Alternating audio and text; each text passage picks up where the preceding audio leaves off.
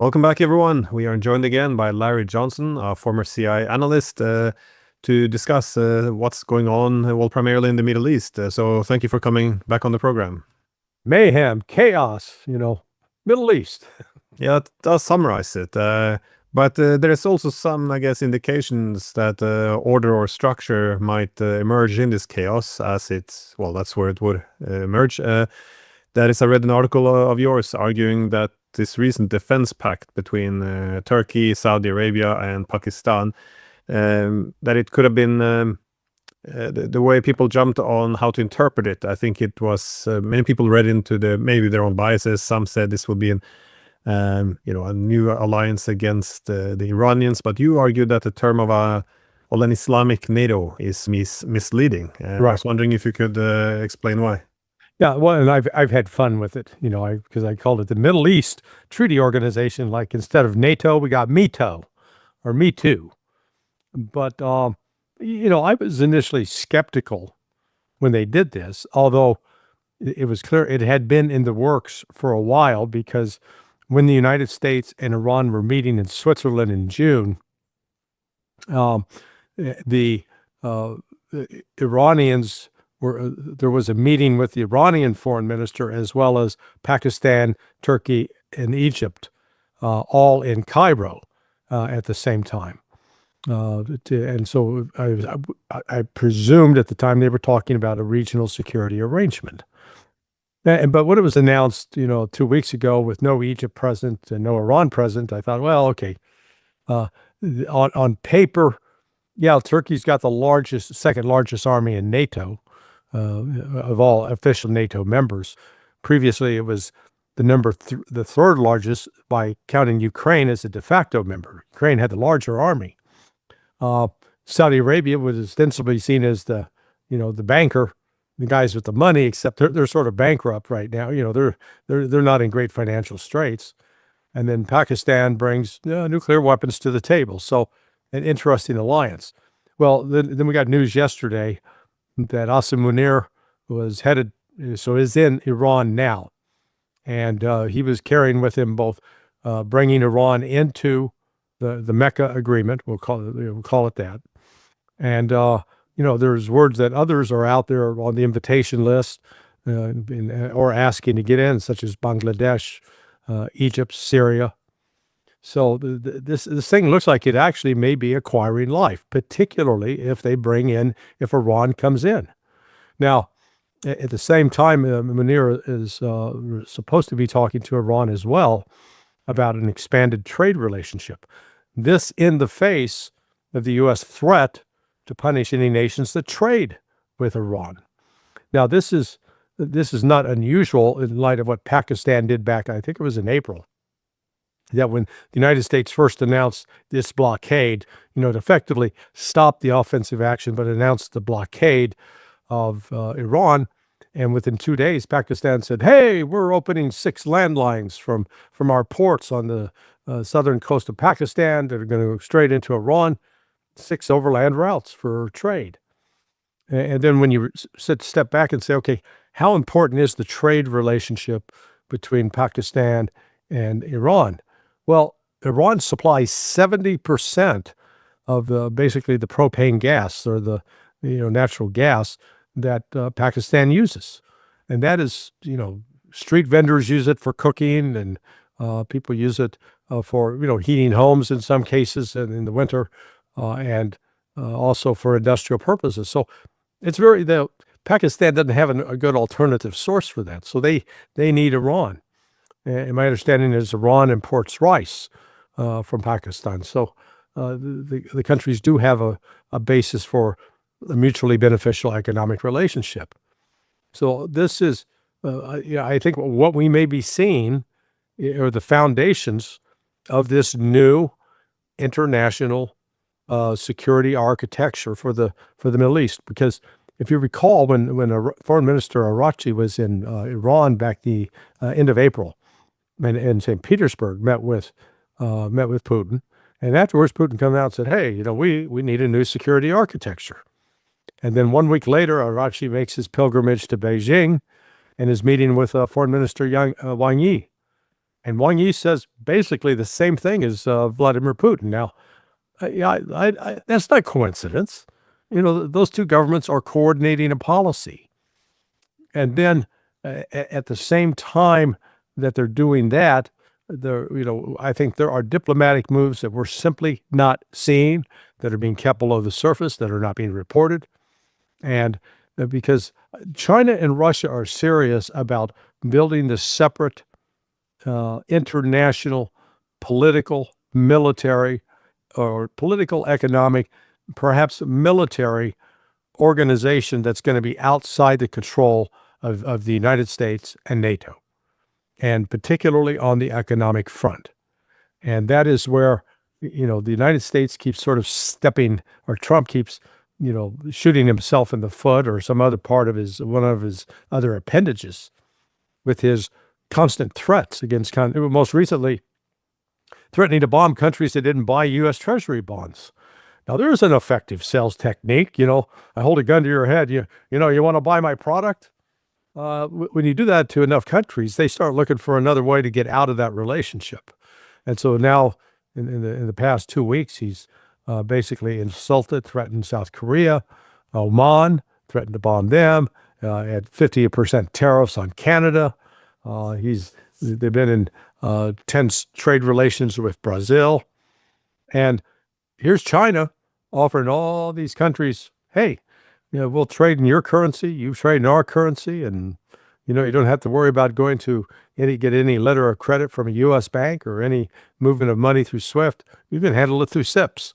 So I guess what we're seeing here is one of these historical watershed moments where the old order of petrodollar hegemony is coming unglued.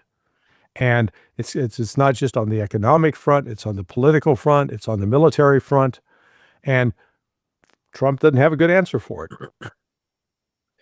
Oh, well, I often make the point, well, when I heard that there were maybe some possibilities of inviting Iran into this club, I was thinking that, well, historically or in general, we have two types of regional security arrangements.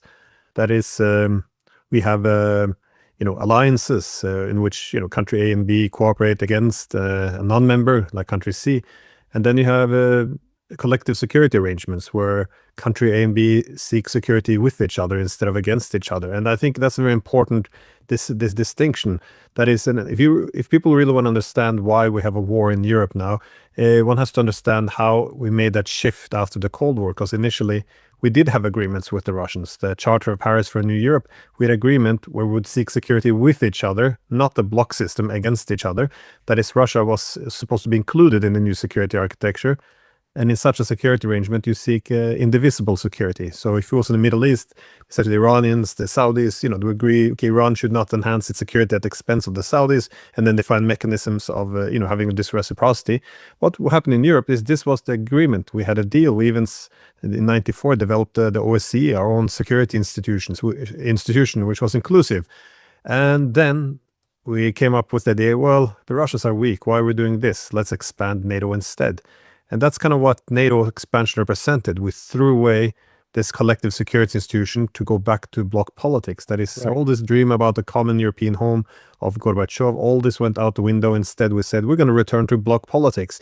And they won't even be stable status quo bloc politics. We're going to expand gradually to the east until we meet all these deeply divided societies, Georgia, Ukraine, Moldova, and there we're going to have to fight it out about where the new dividing lines go in the new redivided Europe. I mean, why would anyone do this? And then usually the conclusion the Chinese, Russians are making is for hegemony. If you're a hegemon, you don't want peace to break out. You want the world divided into obedient allies and weakened adversaries. So this is bloc politics. This is hegemonic politics. So that's why the Chinese are quite concerned. They don't want to play into the bloc politics game. That's why they often make the point that BRICS isn't an alliance. They just want...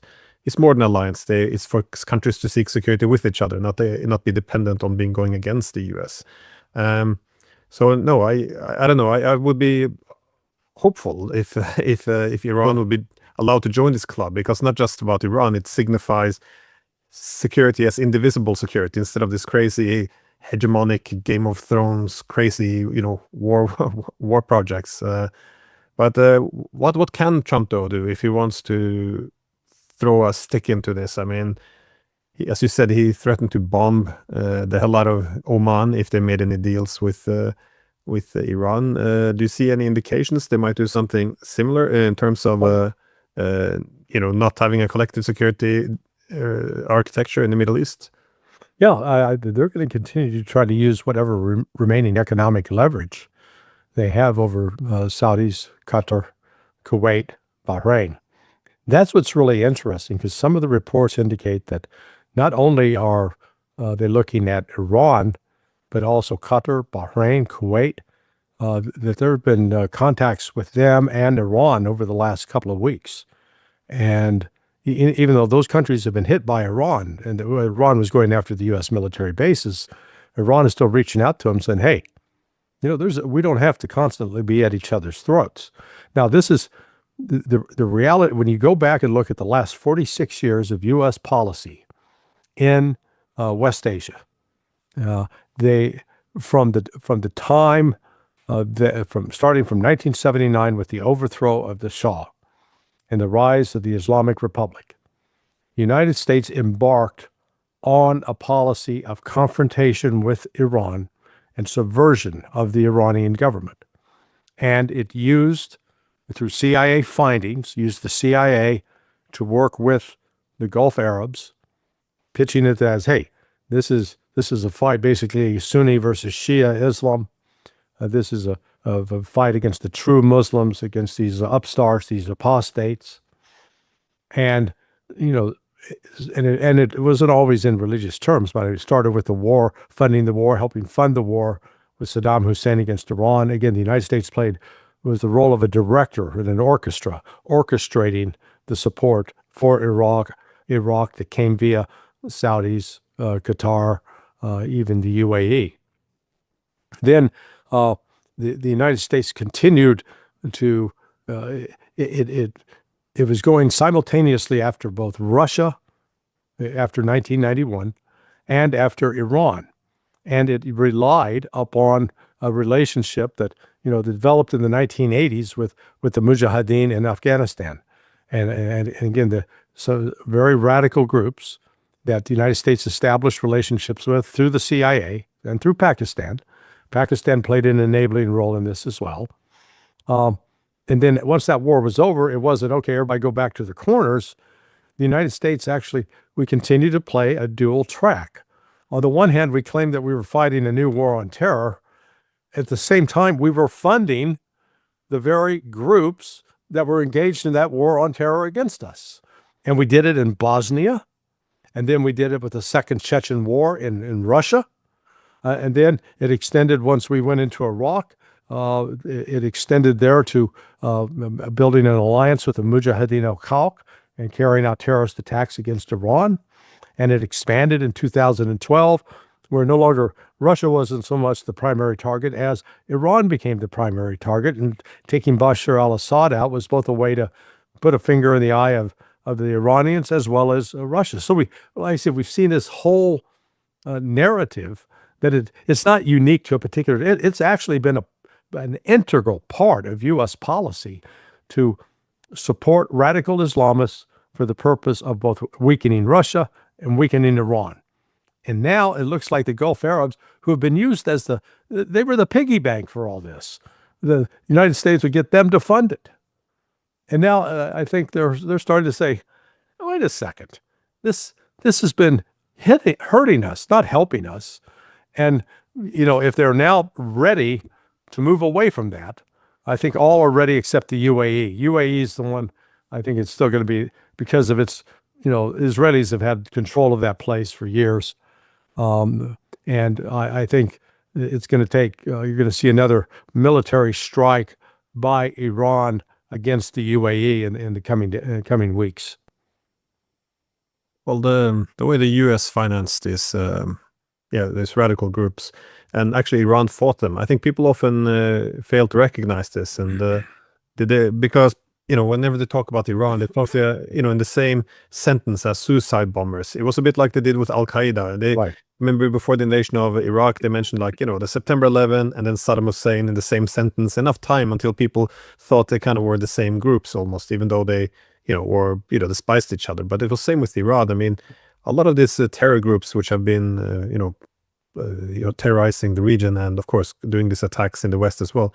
There's this Sunni extremist groups. I mean, you don't have that many Shiite suicide bomber groups at all. Yeah. And so how do you see this? Because, people often also ignore that after September 11, the Iranians, which also do not care for the Sunni extremist groups, they offer to help against Taliban, help against Al-Qaeda.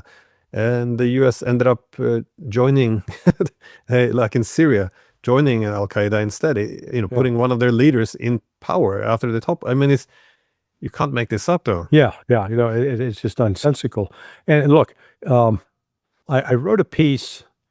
I was aware of all the past, if you will, in a disconnected fashion, past U.S. support for these Salafist groups.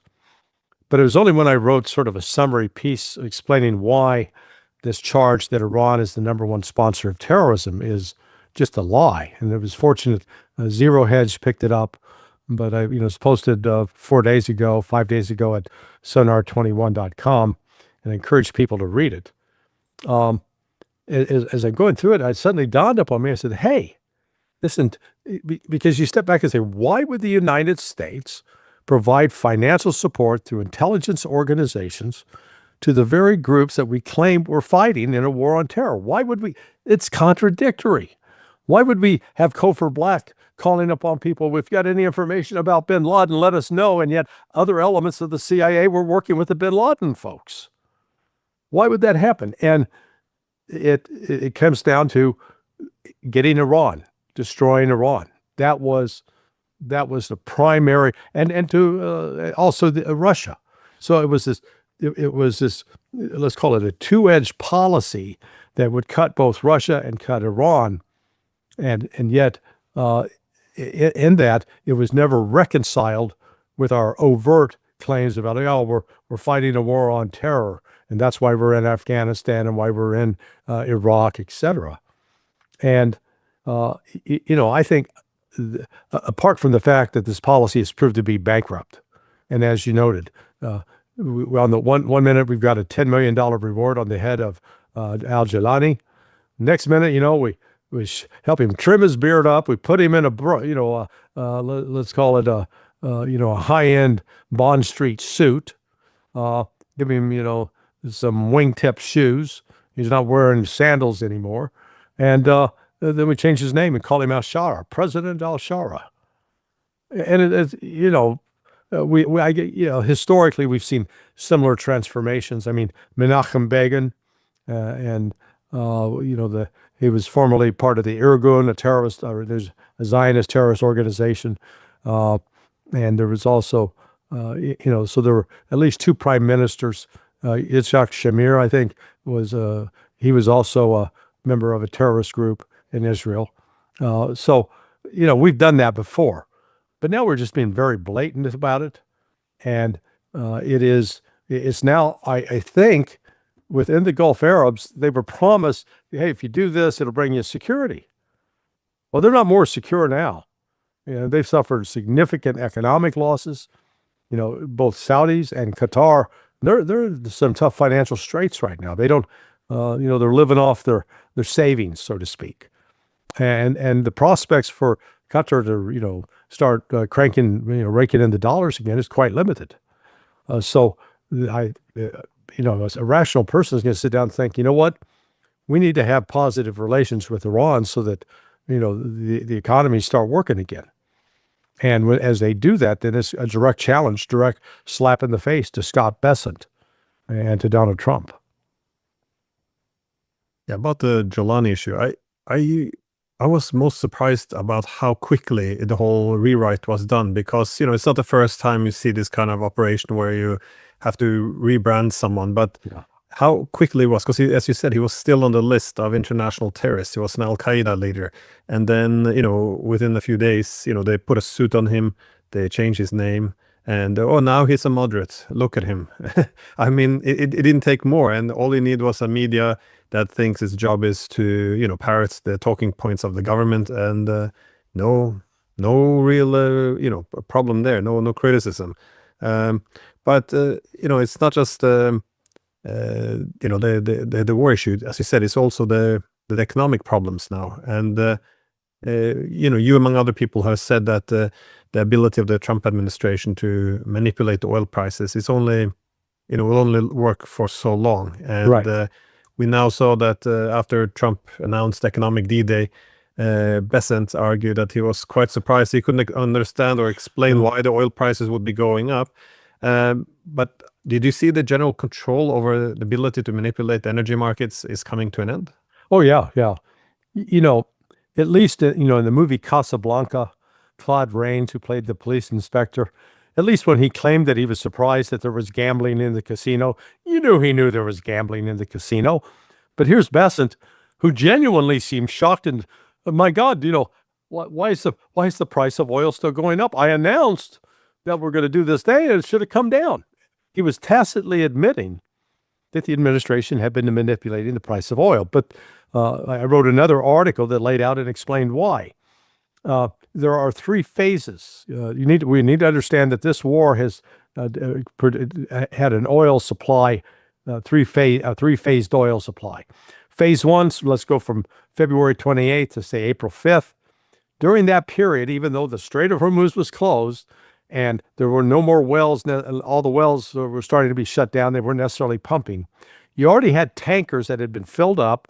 They're on the high seas. They're selling to their destination. So as far as the refineries and the consumers were concerned, there wasn't a shortage of oil. The oil was still coming in. But that all showed up on April 5th, roughly April 5th, plus or minus a week. Okay, then they got a problem. And the United States, as we go back and look, and other countries followed suit, said, okay, we're tapping into the Strategic Petroleum Reserve. And people listening to this, think of it like, you've been building up your savings account for years. You're now sitting on $60,000 in the bank, and your monthly expenses are $10,000. So, but you've lost your job, but hey, you got $60,000. So, you keep drawing the money out. You're drawing $10,000 out a month. You can only do that for like 6 months, and then you're out of money. And that was what phase two was. Phase two was the United States and other countries in the world were drawing off those reserves and pretending like, hey, no problem here. We got plenty. The reality was they didn't have plenty because in drawing out of those reserves, there was still this shortage of the sour crude, the heavier sulfur crude that came out of the Persian Gulf that was essential for creating diesel. And then you had the U.S. combat efforts in the Persian Gulf, which were also laying an additional demand on the supply of diesel. So, but anyway, the supply, they were able to manipulate the price of oil because the supply was being stabilized through these withdrawals from the petroleum reserve. Roughly August 1st, that comes to an end. Now there's an actual shortage. Now there's no more to draw out of the reserves. And there's no other country out there that's stepping up saying, yeah, we can increase our production. No, and in fact, what looks like is happening starting this week with Trump's fight with Carney in Canada, Canada was a significant supplier of this sour crude to the United States, which was essential for making diesel and aviation fuel. Now, up to this point, despite past frictions, Canada still supplied that oil. Now that's in question. If Canada says basically to Trump, screw you, we're redirecting it to China, then the United States has got a real serious problem. But this global shortage of diesel, or the shortage of diesel, it's a global problem, as is the growing shortage of aviation fuel. And that's simply because once those 20 million barrels a day coming out of the Persian Gulf were basically cut off, that eliminated the ability of these refineries to produce all of the diesel and aviation fuel they had previously, because they need that particular brand of oil in order to do that in those refineries. So we're now in the actual shortage stage. The people who thought back in February, okay, they've closed the strait, but let's watch what the shortage affected. They didn't see the effect. They thought, oh, never mind. Now it's started. A much worse situation now, though, because of this. That is, when you draw down this the strategic reserves to this degree, I mean, it's not a indicator of confidence anymore. That is, oh look, the government is in control. It's starting to show desperation because there's no plan B anymore. And I think when they drew down these reserves, the assumption is, we'll get this thing over, then incrementally we'll replenish, and this is how governments should manage this. But of course, if they drew down the strategic reserves and the situation will only get worse from here on, there could be real trouble. Now, again, I'm not sure if the Canadians would cut off the US, but it is interesting that you had the Canadian Prime Minister go out on giving a speech saying that the Americans are trying to break us so they can own us. I mean, this is where the relationship is. This is hardly a good move for the United States. But what I want to ask, though, is some of the other limitations of all this economic warfare. That is, we see as oil prices now go up, you can say that it would be good for the United States, but one of the reasons they're going up is because the Gulf states are being shut down. But when the Gulf states go into this economic crisis, as well as other countries around the world, certainly they will have to start to liquidate a bit. That is, to sell some of their U.S. bonds. How much of that can the U.S. absorb before things go really south? Yeah, no, there's no real margin for error anymore. And it's important, when we're talking about oil, I think the average person thinks that, a barrel of oil is a barrel of oil. But, the oil really comes, and I'm simplifying, but it comes in two flavors. Like chocolate and vanilla, it comes in sweet and sour. And the characteristics of sour, and again, within that sour, you get, there's a range in terms of the viscosity of the oil. But it has a high sulfur content. But you get oil that, basically, they can run through a pipe, down to this tar that comes out of Venezuela. I mean, very, very thick. It doesn't easily or naturally flow through a pipeline. But the refineries that are set up to cook that oil and to take out what they call the middle distillates, to treat that, to extract diesel and aviation fuel, those refineries are not set up so that they could be used to do the sweet crude. And, the United States, we get Trump talking about, see, we're energy independent because we produce all this sweet crude. Well, 70% of our refineries are set up to deal with the sour. So and that's why we're actually a net importer of that sour crude. And this problem with the sour crude goes, it hits four geographic areas the hardest: the United States, and the Gulf of America, Gulf of Mexico, India, China, and then South Korea, Japan. And Japan, South Korea, they've really suffered the most out of this. China suffered the least because it had significant reserves, and now it's buying, and it's going to buy even more from Canada. And it's getting oil out even through Iraq and Iran. So China's not hurting. India's had to rely more on Russia. But it's created a disruption in the global supply of diesel and aviation fuel. And so that's going to persist. And that's the fact that the average analyst trying to treat a barrel of oil as a barrel of oil as a barrel of oil is, quite misleading. And then when you couple it with the additional economic fallout from the shortages of the Persian Gulf, the liquid natural gas, Qatar was like providing 25% of the world's supply. That's been curtailed. Helium, 40%. That was a byproduct of bringing out the liquid natural gas. That's cut off. And that means chip makers are having, they got to try to find alternatives, and they're not easy alternatives. And then the urea and sulfur that account for about 35% of the global supply of that, which hits directly on the issue of fertilizer. So it's just to focus on the economic consequences of the oil shortage is one thing, but to recognize that this is broader than this. And the longer the U.S. keeps the blockade in place, the longer this disruption to the international economy. And yet, here's the United States. Its play is what? To use threats. You do this, or else we're going to levy sanctions on you. And these countries go, we don't need this kind of drama. They start selling the bonds. They start lessening their dependence on Washington for the very purpose of not to be in a position where they could be held hostage. Well, usually I'm just a bit surprised over how political leaders think they can control the market. I mean, they seem to overestimate themselves, not just Besant. You see the same with the Europeans. That is, when you went back with the Ukraine war, they decided, let's cut ourselves off Russian energy. A great idea, and which meant that the Europeans then had to go and try to snatch more of the energy coming out of the Middle East. Well, that's where the Indians got their energy from mostly. So suddenly then India had to go to Russia, and then the Europeans start to lecture India about, oh, you shouldn't buy immoral Russian energy. However, if you refine it, we'll buy it off you. I mean, it is just, there's no, the idea that they can control all of these things. I'm not sure where this is coming from, but it's, it's a very slow learning curve, it seems. But I want to pivot a little bit though towards the war possibilities now, because if the economic war isn't working out, that is the whole goal of strangulating the Iranian economy, they're going to have to be some escalation on the war front. And you've probably seen all these comments that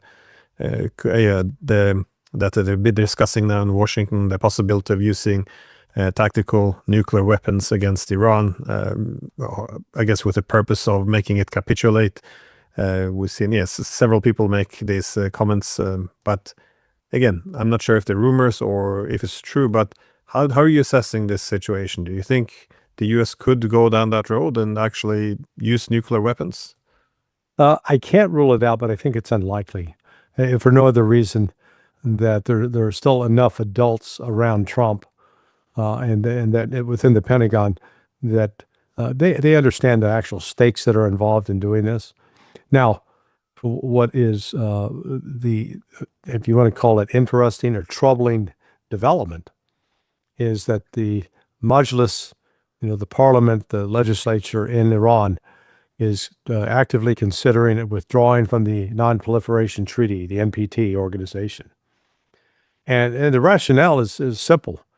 That when Iran signed on to the NPT, it was signing on saying, okay, we recognize the need for controlling nuclear weapons. We recognize that we're committing to not building a nuclear weapon. And we expect that under this treaty that we'll be treated accordingly, that we won't face threats from countries with nuclear weapons, and that we'll agree to inspections in conjunction with the International Atomic Energy Agency. They did all that. And what did it get them? They've been attacked twice within 2 years. They've had the IAEA inspectors turned out to have been working in close coordination with Western intelligence organizations, providing locations of Iranian facilities and the names and identities of key scientists and engineers that were then subsequently executed, assassinated. And so here's Iran, and Iran said, look, we play by your international rules. And what did it get us? It got us dead. You've killed our people. You've tried to destroy our enterprise. And so now, if they withdraw from the NPT, I think you'll shortly see after that an announcement that they have developed a nuclear weapon, or that they've been authorized by the Ayatollah to build one. I think so that's something to keep an eye on, because I think, frankly, the Iranian leadership's drawn the correct conclusion, which is, if we got a nuke, if we're a nuclear power, the West is going to be less likely to attack us than before. And, unlike Pakistan, Iran has an actual robust ability to deliver such weapons because of it has a much more advanced ballistic missile system that's tested and proven in combat than does, say, Pakistan, who has a nuke. But having a nuke and then figuring out how to deliver it in a way that will have an impact is a whole different issue.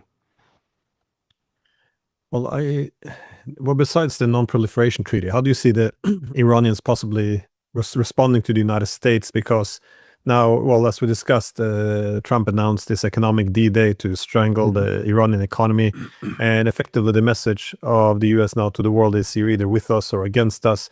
If you don't abide by the sanctions, then we'll come for you. How do you see the Iranians pushing back against this? Any Gulf Arab state that participates in that and enables and facilitates the U.S. sanctions will then be a target of Iran, and it not just a verbal target, but they will actually be a physical target. Iran will attack their economic infrastructure to make sure, as they've said, if we're not going to get the export oil, nobody's going to get the export oil. And that includes Saudi Arabia. Nothing's going to come out, not only out of the Persian Gulf, but out of the Red Sea. And they'll work with the Houthis to shut down Yanbu in particular. So I think the candidate most likely that's going to get attacked if the United States goes forward with this plan and really tries to put some additional economic pain on Iran, which I would argue they've actually got limited ability to do, but nonetheless they'll try. And if UAE goes along with it, I mean, they announced preemptively the other day that they were cutting Iran off on all trade and economic relations. And so if UAE persists in that, UAE will be a target. They'll be hit. Well, just to circle back to the first thing we discussed, that is the head of Iran's parliamentary news agency made a point that Iran had been invited to this Mecca agreement. Have we actually seen anything develop there, or is it still or has it been confirmed, or what is it that we know so far? We got Pepe Escobar and I got information yesterday about that Asim Munir was traveling to Iran today, and he has arrived, and he's been there in meetings all day with the express purpose of, one, formally inviting Iran to become part of the Mecca Agreement, strengthening bilateral military and economic relations with Iran. And so if those reports are true, and they do appear to be true, then this is where I think Pakistan's made a decision that they're no longer going to be on the leash of Washington. Washington keeps them on a leash like a dog, and is supposedly obedient to Donald Trump. And I think, in a sense, Pakistan's declaring its independence. But that would entail Saudi Arabia, though. I guess the key adversary of Iran, the one who has fought effectively a Cold War against Iran for all these years, would more or less, to some degree, at least, if not fully commit, at least lean in the direction of putting an end to the whole anti-Iranian alliance system and finding a way of living in that region with the Iranians. That would how would all of this affect the United States? Well, we saw the first steps of that. Now, was it 2 years ago? 3? I've lost track of time. I don't have the specific time in front of me. But through Chinese intervention, the Iranians and Saudis were reconciled. So it's 2 years ago. Prior to that, they had been fighting this proxy war in Yemen, and the Iranians basically had been delivering some significant blows via the Houthis against the Saudi forces. China intervened, working behind the scenes, and got them both basically to step back, put their guns down, step back, and start talking. And they started talking. So you have had more high-level contacts since then between both the Iranian and the Saudi Arabian governments, and with defense ministers meeting, etc.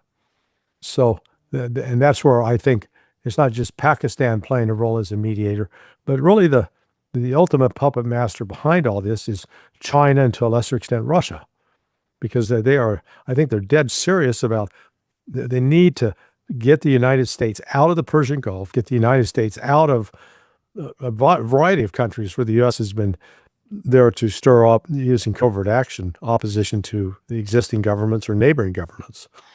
And so I don't see Iran and Saudi putting aside this reconciliation for right now. I think they actually, there's particularly for the Saudis, recognizing if they keep dancing to the music the United States is playing and wants them to dance to, it's going to further damage Saudi Arabia, economically in particular.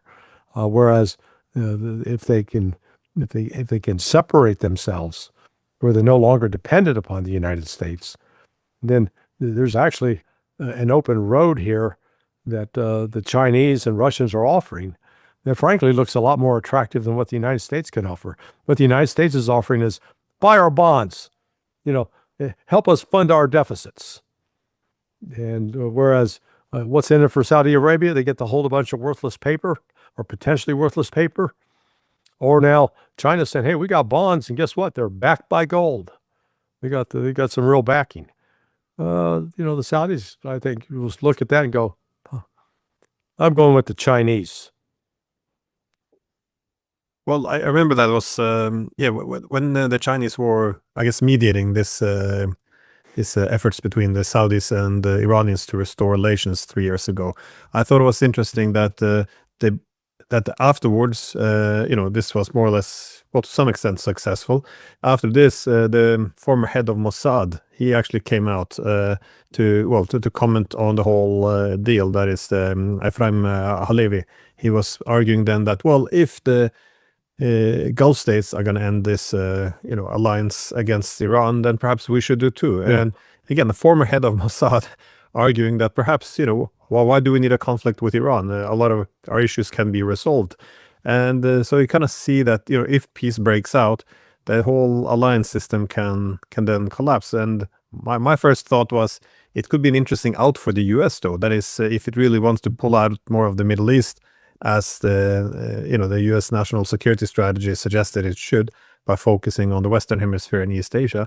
But as you say, what happens to the whole U.S. economy then? Because the security architecture also is the reason why the Gulf states are pouring so much money into investing in U.S. bonds. So, I mean, I feel the U.S. has put itself in a very difficult position where it can't actually afford to make peace, because if peace breaks out, the whole financial system appears to be, possibly coming crashing down.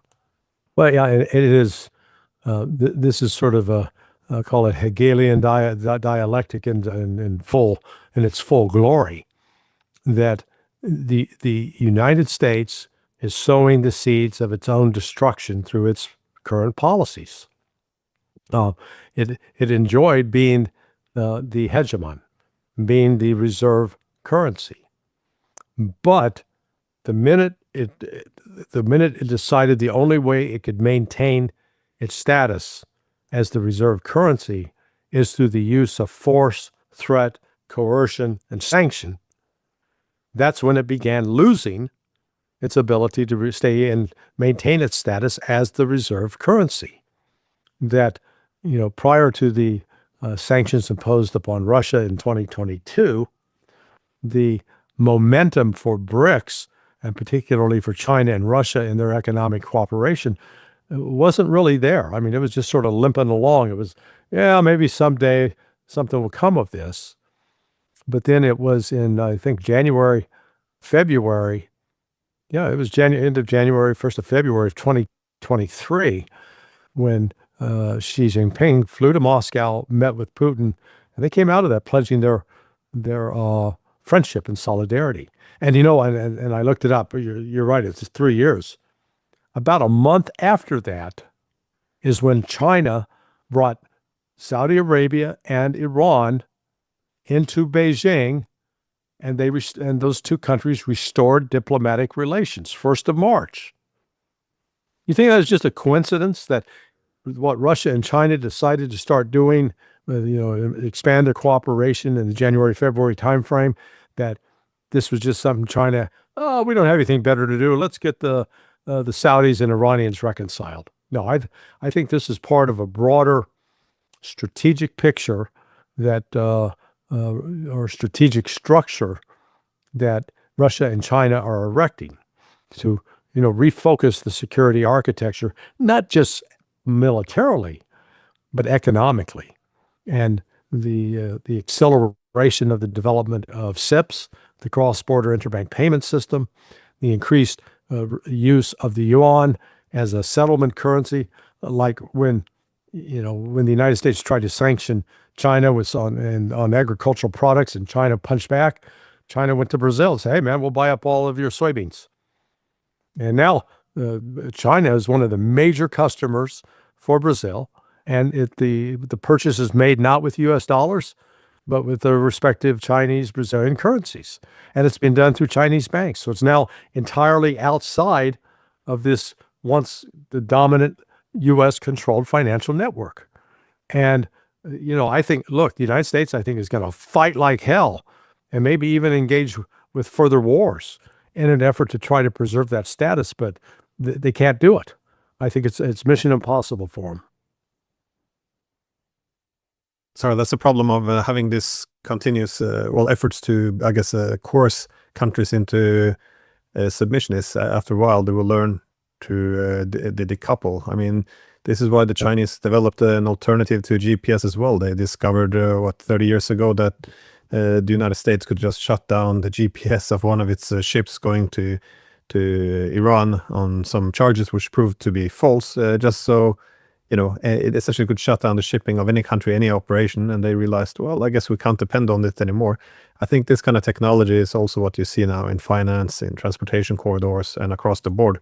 So, it's too tempting, I think, to abuse that administrative control of the international economy. But once you start to do that, countries will, move away, and I think that's what we see now, big time. So, Yes. anyways, Larry, thank you very much for taking the time. I Yeah. always look forward to it. That was it the Rolling Stones song, "I Paint It Black." We're sort of painting a black picture, but so be it. It is what it is. Well, it could be positive at the end, though. There's a natural balancing always towards an equilibrium, and the whole lesson that countries have to learn is if one abuses position, if it's to use too much military, otherwise others will balance it. If it abuses, too much sanctions, others will learn to live without it. So I think, the learning curve is not impressive, but hopefully over time, an equilibrium can be restored where countries with these mechanisms in place that punishes this kind of aggression, and so on that desperate efforts to have a positive last note. Thank you again for taking time. All right, my friend. Thanks so much. Take care, Glenn.